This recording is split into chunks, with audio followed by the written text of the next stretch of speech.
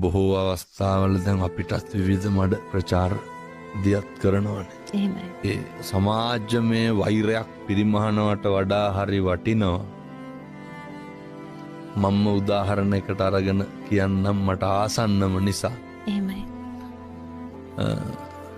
සමහර ගිහි පින්නතුන් සමහර අපේ භික්ෂුන් වහන්සේලා මම දැකලා තියෙනවා.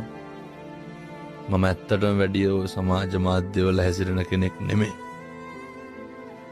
විවිධ චෝදනා කරනවනේ.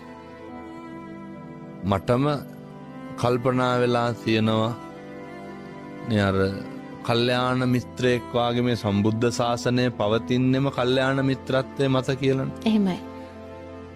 දැන් මේ කල්යාණ මිත්‍රත්වය නැති වුනහම වෙන අපරාධය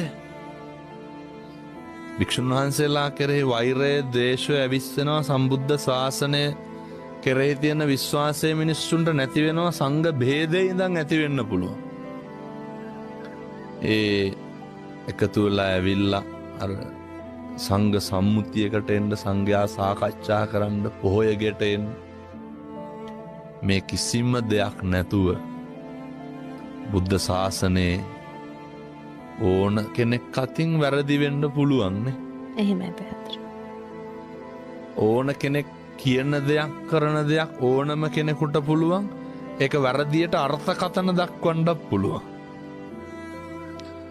දැන් ඔය මගේ ප්‍රසිද්ධ මම කොහරි දේශනා කරා අචින්ති තම්පි භවති චින්ති තම්පි විනස්සති. මම මේ පැහැදිලි කරලම ඊළඟ එකට යන්න.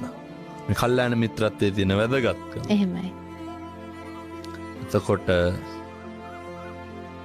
මේ ලෝකේ හිතන දේ කවදාවත් වෙන්නේ නැහැ, වෙන දේ හිතා ගන්න බෑ. හැබැයි කවුරුවත් අහලා නැහැ ඊට කලින් කියපු එක. මම දැක්ක සමහර භික්ෂුන් වහන්සේලා කියනවා ඒක වැරදි.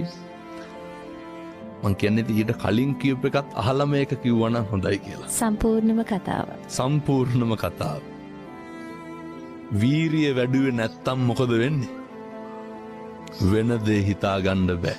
පුළුවන්. වීරිය වැඩුවේ නැත්තම් හිතන දේ වෙනවද? ඔන්න ඔය වීරිය කියන කෑල්ල නැහැ.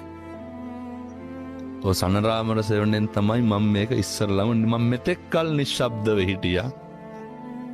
වෙලාවක් නැති හින්දා. නමුත් සම්බුද්ධ ශාසනය